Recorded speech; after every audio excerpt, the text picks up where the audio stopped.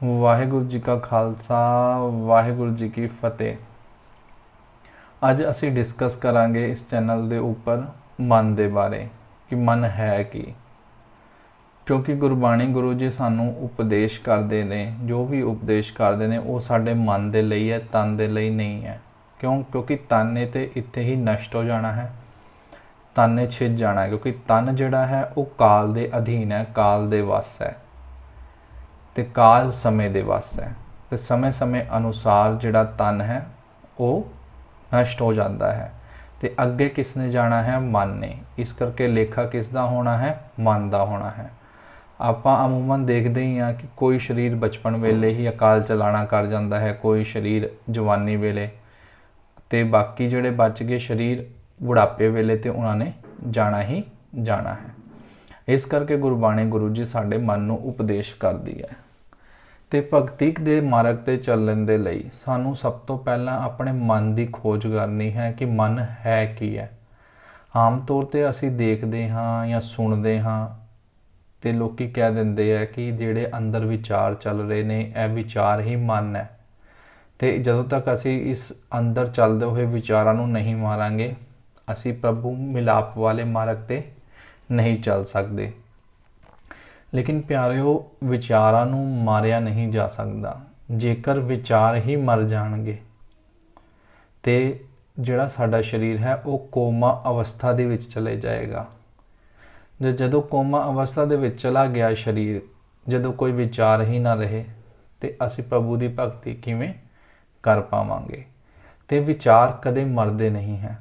ਵਿਚਾਰ ਦੀ ਜਿਹੜੀ ਡਾਇਰੈਕਸ਼ਨਸ ਹੈ ਉਹ ਚੇਂਜ ਹੁੰਦੀ ਹੈ, ਲੇਕਿਨ ਜਿਹੜੇ ਵਿਚਾਰ ਹੈ ਕਿ ਇਹੀ ਮਨ ਹੈ? ਨਹੀਂ। ਗੁਰਬਾਣੀ ਗੁਰੂ ਦੇ ਵਿੱਚ ਕਿਤੇ ਵੀ ਸਾਨੂੰ ਇਹ ਨਹੀਂ ਸਮਝਾਇਆ ਗਿਆ ਕਿ ਜਿਹੜੇ ਸਾਡੇ ਅੰਦਰ ਚੱਲਦੇ ਹੋਏ ਵਿਚਾਰ ਹੈ ਇਹ ਮਨ ਹੈ। ਤੇ ਆਓ ਅੱਜ ਅਸੀਂ ਡਿਸਕਸ ਕਰਦੇ ਹਾਂ ਇਸ ਮਨ ਦੇ ਬਾਰੇ ਕਿ ਮਨ ਹੈ ਕੀ। ਗੁਰਬਾਣੀ ਗੁਰੂ ਜੀ ਸ਼ਬਦ ਦੇ ਵਿੱਚ ਸਾਨੂੰ ਸਮਝਾਉਣਾ ਕਰਦੇ ਨੇ, ਕਹਿੰਦੇ ਨੇ, ਸੰਕਾਦਕ ਨਾਰਦ ਮੁਨ ਸੇਖਾਂ ਤਿਨ ਵੀ ਤਨ ਮੈਂ ਮਨ ਨਹੀਂ ਭੇਖਾ, ਇਸ ਮਨ ਕੋ ਕੋਈ ਖੋਜੋ ਭਾਈ ਤਨ ਛੂਟੇ ਮਨ ਕਹਾਂ ਸਮਾਈ। ਸੰਕਾਦਕ ਹੋ ਗਏ ਨਾਰਦ ਦੇ ਪੁੱਤਰ, ਨਾਰਦ ਆਪ ਹੈ ਨਾ, ਵੱਡੇ ਵੱਡੇ ਮੁਨੀ ਜਨ, ਵੱਡੇ ਵੱਡੇ ਸ਼ੇਖ, ਸਾਰਿਆਂ ਨੇ ਬਹੁਤ ਜ਼ੋਰ ਲਾਇਆ ਕਿ ਅਸੀਂ ਉਸ ਪਰਮਾਤਮਾ ਦੀ ਭਗਤੀ ਕਰਕੇ ਉਸ ਪਰਮਾਤਮਾ ਨੂੰ ਪਾ ਲਈਏ, ਉਸ ਦੇ ਦਰਸ਼ਨ ਕਰ ਲਈਏ। ਲੇਕਿਨ ਉਹ ਤਾਂ ਹੀ ਸੰਭਵ ਹੈ ਜਦੋਂ ਤੱਕ ਅਸੀਂ ਆਪਣੇ ਆਪ ਨੂੰ ਨਹੀਂ ਪਛਾਣਦੇ, ਆਪਣੇ ਮਨ ਦੀ ਪਛਾਣ ਨਹੀਂ ਕਰਦੇ। ਤੇ ਗੁਰੂ ਸਾਹਿਬ ਦੱਸਦੇ ਨੇ ਕਿ ਉਹਨਾਂ ਨੇ ਵੀ ਤਨ ਦੇ ਵਿੱਚ ਮਨ ਨੂੰ ਨਹੀਂ ਦੇਖਿਆ, ਆਪਣੇ ਮਨ ਨੂੰ ਨਹੀਂ ਲੱਭਿਆ ਤੇ ਮਨ ਦੀ ਪਛਾਣ ਨਹੀਂ ਕੀਤੀ। ਤੇ ਗੁਰਬਾਣੀ ਗੁਰੂ ਦੇ ਵਿੱਚ ਅਨੇਕਾਂ ਹੀ ਉਦਾਹਰਨਾਂ ਇਹੋ ਜਿਹੀਆਂ ਆਉਂਦੀਆਂ ਨੇ ਜਿਹਦੇ ਵਿੱਚ ਗੁਰੂ ਸਾਹਿਬ ਦੱਸਦੇ ਨੇ ਕਿ ਜੋਗੀਆਂ ਨੇ ਕੰਨ ਵੀ ਪੜਾਏ, ਹਨਾ, ਮੁੰਦਰਾ ਪਾ ਲਈਆਂ, ਕਈ ਪਹਾੜਾਂ ਤੇ ਚਲੇ ਗਏ, ਕਈਆਂ ਨੇ ਆਪਣਾ ਸੰਸਾਰਿਕ ਜੀਵਨ ਤਿਆਗ ਦਿੱਤਾ, ਕਈ ਚੁੱਪ ਹੋ ਕੇ ਹੀ ਬੈਠ ਗਏ, ਮੁਖ ਤੋਂ ਬੋਲਣਾ ਹੀ ਬੰਦ ਕਰਤਾ, ਹਨਾ। ਅਨੇਕਾਂ ਤਰੀਕਾਂ ਦੇ ਹੀਲੇ ਵਸੀਲੇ ਲੋਕਾਂ ਨੇ ਕੀਤੇ, ਕਾਹਦੇ ਲਈ? ਕਿ ਉਸ ਪਰਮਾਤਮਾ ਨੂੰ ਪਾਉਣ ਦੇ ਲਈ। ਲੇਕਿਨ ਗੁਰੂ ਸਾਹਿਬ ਦੱਸਦੇ ਨੇ ਕਿ ਪਰਮਾਤਮਾ ਨੂੰ ਤਾਂ ਹੀ ਪਾਇਆ ਜਾ ਸਕਦਾ ਹੈ ਜਦੋਂ ਅਸੀਂ ਆਪਣੇ ਮਨ ਦੇ ਭੇਦ ਨੂੰ ਜਾਣ ਲਈਏ, ਉਸ ਮਨ ਦੀ ਪਛਾਣ ਕਰ ਲਈਏ। ਕਿਉਂਕਿ ਪਰਮਾਤਮਾ ਨਾਲ ਜਿਹੜਾ ਮਿਲਾਪ ਕਰਨਾ ਹੈ ਉਹ ਸਰੀਰ ਨੇ ਨਹੀਂ, ਉਹ ਮਨ ਨੇ ਕਰਨਾ ਹੈ। ਇਸ ਮਨ ਕੋ ਕੋਈ ਖੋਜੋ ਭਾਈ ਤਨ ਛੂਟੇ ਮਨ ਕਹਾਂ ਸਮਾਈ। ਹੁਣ ਇਹ ਮਨ ਜਿਸ ਦੇ ਬਾਰੇ ਗੁਰੂ ਸਾਹਿਬ ਜੀ ਸਾਨੂੰ ਉਪਦੇਸ਼ ਕਰ ਰਹੇ ਨੇ, ਉਹ ਮਨ ਹੈ ਕਿਹੋ ਜਿਹਾ? ਇਸੇ ਸ਼ਬਦ ਦੇ ਵਿੱਚ ਅੱਗੇ ਜਾ ਕੇ ਗੁਰੂ ਸਾਹਿਬ ਸਾਨੂੰ ਸਮਝਾਉਣਾ ਕਰਦੇ ਨੇ, ਕਹਿੰਦੇ ਹੈ, ਇਸ ਮਨ ਕੋ ਨਹੀਂ ਆਵਨ ਜਾਣਾ, ਜਿਸਕਾ ਭਰਮ ਗਿਆ ਤਿਨ ਸਾਚ ਪਛਾਨਾ, ਇਸ ਮਨ ਕੋ ਰੂਪ ਨਾ ਰੇਖਿਆ ਕਾਈ, ਹੁਕਮੈ ਹੋਇਆ ਹੁਕਮ ਬੂਝ ਸਮਾਈ। ਕਿ ਮਨ ਕੀ ਹੈ? ਮਨ ਦਾ ਨਾ ਕੋਈ ਰੂਪ ਹੈ, ਨਾ ਕੋਈ ਰੰਗ ਹੈ, ਨਾ ਕੋਈ ਆਕਾਰ ਹੈ, ਇਸ ਦੀ ਕੋਈ ਰੇਖਾ ਨਹੀਂ ਹੈ, ਇਸ ਦਾ ਕੋਈ ਸਟਰਕਚਰ ਨਹੀਂ ਹੈ। ਜਿਸ ਤਰ੍ਹਾਂ ਸਾਡਾ ਫਿਜ਼ੀਕਲ ਸਟਰਕਚਰ ਹੈ, ਇਹਦਾ ਕੋਈ ਵੀ ਸਟਰਕਚਰ ਨਹੀਂ ਹੈ ਮਨ ਦਾ। ਤੇ ਮਨ ਕਿੱਥੋਂ ਆਇਆ? ਮਨ ਪਰਮਾਤਮਾ ਤੋਂ ਆਇਆ, ਉਸ ਦੇ ਹੁਕਮ ਤੋਂ ਹੀ ਪੈਦਾ ਹੋਇਆ ਹੈ। ਜਦੋਂ ਤੱਕ ਇਸ ਦਾ ਹੁਕਮ ਨਹੀਂ ਬੁੱਝਦਾ ਤੇ ਇਹ ਉਸ ਦੇ ਵਿੱਚ ਨਹੀਂ ਸਮਾ ਸਕਦਾ। ਹੁਣ ਮਨ ਦਾ ਤੇ ਸਾਨੂੰ ਪਤਾ ਲੱਗ ਗਿਆ ਕਿ ਇਹਦਾ ਰੰਗ ਰੂਪ ਆਕਾਰ ਕਿਹੋ ਜਿਹਾ ਹੈ, ਆਓ ਇਸ ਨੂੰ ਥੋੜਾ ਜਿਹਾ ਹੋਰ ਖੋਲਦੇ ਹਾਂ। ਗੁਰੂ ਸਾਹਿਬ ਜੀ ਇੱਕ ਹੋਰ ਸ਼ਬਦ ਦੇ ਵਿੱਚ ਸਾਨੂੰ ਸਮਝਾਉਣਾ ਕਰਦੇ ਨੇ, ਕਹਿੰਦੇ ਨੇ ਮਨ ਤੂੰ ਜੋਤ ਸਰੂਪ ਹੈ ਆਪਣਾ ਮੂਲ ਪਛਾਣ, ਮਨ ਹਰ ਜੀ ਤੇਰੇ ਨਾਲ ਹੈ ਸਦਾ ਸਦਾ ਰੰਗ ਮਾਣ। ਮੂਲ, ਮਨ ਤੂੰ ਜੋਤ ਸਰੂਪ ਹੈ ਆਪਣਾ ਮੂਲ ਪਛਾਣ। ਗੁਰੂ ਸਾਹਿਬ ਜੀ ਮਨ ਨੂੰ ਉਪਦੇਸ਼ ਕਰ ਰਹੇ ਨੇ ਸਾਡੇ ਜੀਵਾਂ ਨੂੰ ਸਮਝਾਉਣ ਦੇ ਲਈ, ਸਾਡੇ ਸਾਰਿਆਂ ਦੇ ਮਨਾਂ ਨੂੰ, ਕਿ ਮਨ ਤੂੰ ਕੀ ਹੈ, ਤੂੰ ਜੋਤ ਸਰੂਪ ਹੈ ਆਪਣਾ ਮੂਲ ਪਛਾਣ। ਜਿਵੇਂ ਕਿ ਸਾਡਾ ਸਰੀਰ ਹੈ, ਸਾਡੇ ਸਰੀਰ ਦਾ ਮੂਲ ਕੌਣ ਹੈ? ਸਾਡੇ ਮਾਤਾ ਪਿਤਾ। ਕਿਉਂਕਿ ਮਾਤਾ ਪਿਤਾ ਦੇ ਹੀ ਵਿੱਚੋਂ, ਉਹਨਾਂ ਦੇ ਵਿੱਚੋਂ ਹੀ ਸਾਡਾ ਸਰੀਰ ਨਿਕਲਿਆ, ਜਿਸ ਨੂੰ ਗੁਰਬਾਣੀ ਗੁਰੂ ਜੀ ਇਸ ਤਰੀਕੇ ਨਾਲ ਸਮਝਾਉਂਦੇ ਨੇ, ਰਕਤ ਬਿੰਦ ਕਰ ਨਿਮਿਆ ਅਗਨ ਉਦਰ ਮਜਾਰ, ਉਰਦ ਮੁਖ ਕੁਚੀਲ ਬਿਕਲ ਨਰਕ ਕੋਰ ਗੁਬਾਰ। ਮਾਤਾ ਦੇ ਰਕਤ ਤੇ ਪਿਤਾ ਦੇ ਬਿੰਦ ਸਪਰਮ ਤੋਂ ਮਿਲ ਕੇ ਇਹ ਸਰੀਰ ਸਾਡਾ ਜਿਹੜਾ ਹੈ ਤਿਆਰ ਹੋਇਆ ਹੈ। ਤੇ ਇਸ ਸਰੀਰ ਦਾ ਮੂਲ ਕੌਣ ਹੈ? ਸਾਡੇ ਮਾਤਾ ਪਿਤਾ। ਤੇ ਉਹਨਾਂ ਮਾਤਾ ਪਿਤਾ ਦਾ ਮੂਲ ਕੌਣ ਹੈ? ਉਹਨਾਂ ਦੇ ਮਾਤਾ ਪਿਤਾ, ਜਿਨ੍ਹਾਂ ਤੋਂ ਉਹਨਾਂ ਦਾ ਸਰੀਰ ਉਤਪੰਨ ਹੋਇਆ ਹੈ। ਲੇਕਿਨ ਮਨ ਦਾ ਮੂਲ ਕੌਣ ਹੈ? ਜਿਸ ਸਰੀਰ ਦੇ ਵਿੱਚ ਇਹ ਪਰਮਾਤਮਾ ਨੇ ਜੋਤ ਟਿਕਾਈ ਹੈ, ਜਿਸ ਨੂੰ ਮਨ ਵੀ ਕਹਿ ਰਹੀ ਹੈ ਗੁਰਬਾਣੀ, ਉਸ ਦਾ ਮੂਲ ਕੌਣ ਹੈ? ਉਸ ਦਾ ਮੂਲ ਆਪ ਪਰਮਾਤਮਾ ਹੀ ਹੈ। ਮਨ ਤੂੰ ਜੋਤ ਸਰੂਪ ਹੈ, ਮਨ ਤੂੰ ਜੋਤ ਦੀ ਨਿਆਹੀ ਹੈ। ਜੋਤ ਕੀ ਹੁੰਦੀ ਹੈ? ਪ੍ਰਕਾਸ਼। ਤੇ ਸਾਨੂੰ ਕਹਿ ਰਹੇ ਨੇ ਆਪਣਾ ਮੂਲ ਪਛਾਣ, ਤੇ ਤੂੰ ਆਪਣੇ ਮੂਲ ਦੀ ਵੀ ਪਛਾਣ ਕਰ। ਸਾਡਾ ਮੂਲ ਕੌਣ? ਜੇ ਸਰੀਰ ਦਾ ਮੂਲ ਸਰੀਰ ਹੈ ਤੇ ਮਨ ਦਾ ਮੂਲ ਕੌਣ? ਉਸ ਜੋਤ ਦਾ ਮੂਲ ਕੌਣ ਹੋਇਆ? ਜੋਤ, ਪ੍ਰਕਾਸ਼ ਹੀ ਉਸ ਦਾ ਮੂਲ ਹੋਇਆ।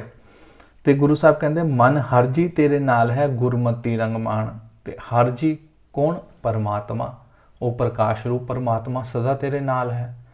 ਅਸੀਂ ਗੁਰਬਾਣੀ ਦੇ ਵਿੱਚ ਪੜ੍ਹਿਆ ਵੀ ਹੈ ਤੇ ਅਸੀਂ ਸੁਣਦੇ ਵੀ ਹਾਂ, ਅਵਲ ਅੱਲਾਹ ਨੂਰ ਉਪਾਇਆ ਕੁਦਰਤ ਕੇ ਸਭ ਬੰਦੇ।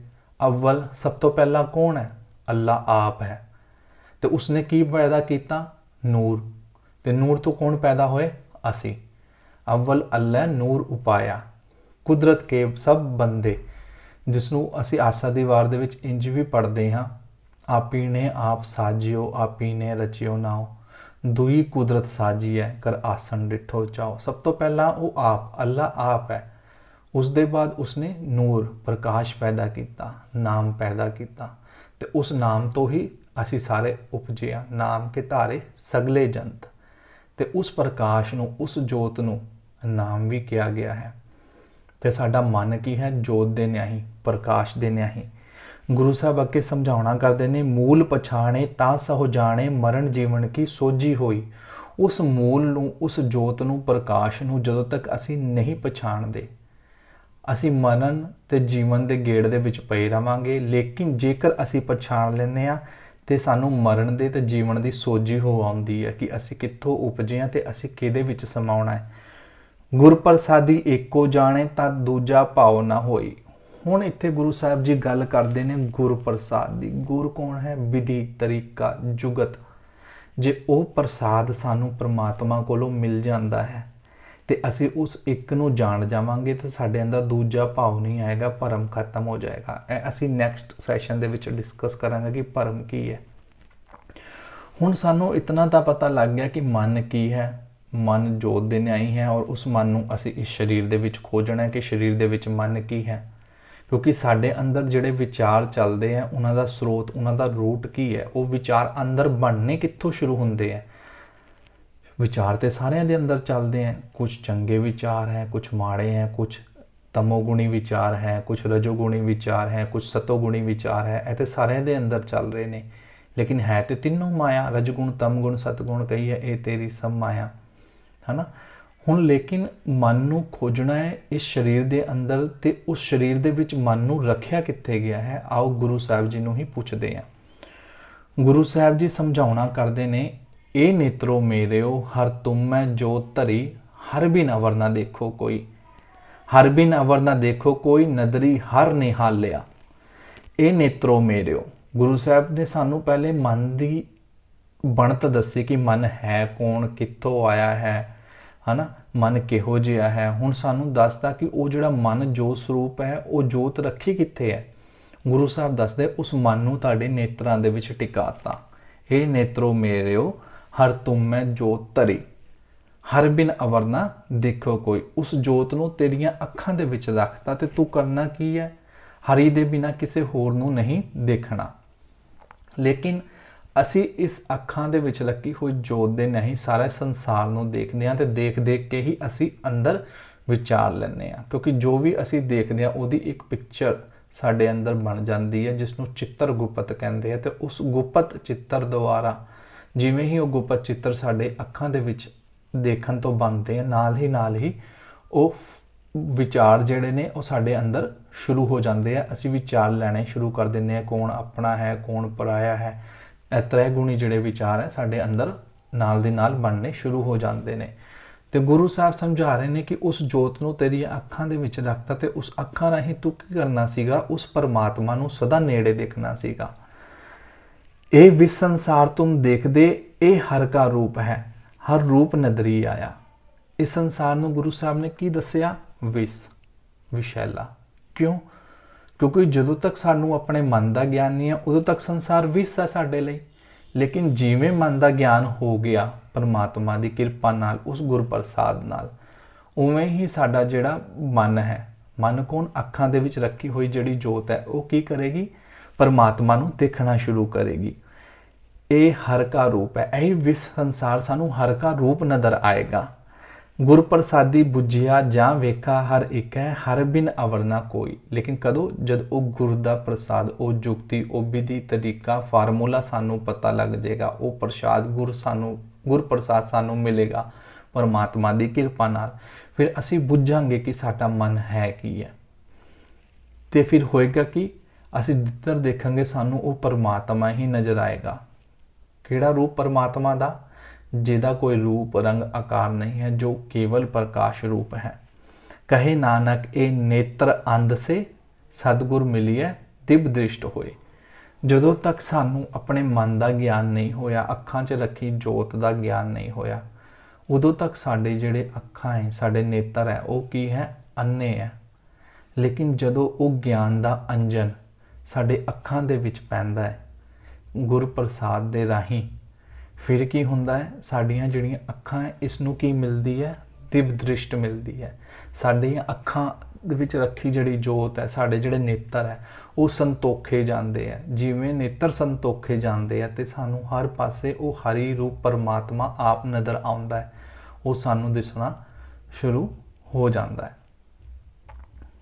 ਤੇ ਇਹ ਸੀਗਾ ਮਨ ਦਾ ਭੇਦ। ਮਨ ਸਰੀਰ ਦੇ ਵਿੱਚ ਚੱਲਣ ਵਾਲੇ ਵਿਚਾਰ ਨਹੀਂ, ਮਨ ਕੀ? ਨੇਤਰਾਂ ਦੇ ਵਿੱਚ ਰੱਖੀ ਹੋਈ ਜੋਤ ਹੈ। ਇਸ ਜੋਤ ਦੇ ਰਾਹੀਂ ਜੋ ਅਸੀਂ ਇਸ ਤ੍ਰੈਗੁਣੀ ਸੰਸਾਰ ਦੇ ਵਿੱਚ ਦੇਖਦੇ ਹਾਂ, ਉਹੀ ਸਾਡੇ ਅੰਦਰ ਵਿਚਾਰ ਬਣਨੇ ਸ਼ੁਰੂ ਹੋ ਜਾਂਦੇ ਆ। ਹੁਣ ਇੱਥੇ ਇੱਕ ਸਵਾਲ ਵੀ ਉੱਠੇਗਾ ਕਿ ਜਿਨ੍ਹਾਂ ਦੀਆਂ ਅੱਖਾਂ ਨਹੀਂ ਹੈ, ਉਹ ਗੁਰਬਾਣੀ ਗੁਰੂ ਜੀ ਸਮਝਾਉਣਾ ਕਰਦੇ ਨੇ।